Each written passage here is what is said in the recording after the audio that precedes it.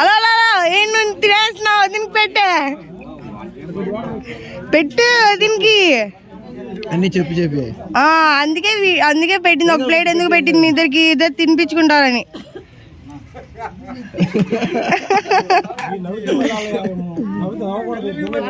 వద్దా పెట్టిన కూడా ఇప్పుడు అన్న నీట్ గా పెట్టన్నా, మనం డామినేట్ అవుతున్నా. పెద్ద ముద్దు పెడతాం చిన్న చిన్న గోరు ముద్దు